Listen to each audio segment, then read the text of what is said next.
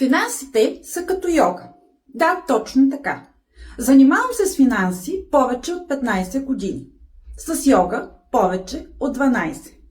И колкото е странно да звучи, двете имат много общо. В йога всичко е въпрос на баланс. Не насилваш тялото си, слушаш го. Не се опитваш да постигнеш всичко наведнъж. Същото е и с парите. Не се претоварваш с излишен риск. Не търсиш бързи пътища. Следиш възможностите си и градиш устойчиво. Йога ни учи на постоянство, търпение и упоритост. Финансите ни благодарят, когато сме търпеливи, постоянни и упорити. Балансът е ключът. И в йога, и в парите малките постоянни стъпки водят до големи резултати. А ти усещаш ли баланса между спестяване и харчене? Напиши ми в коментарите.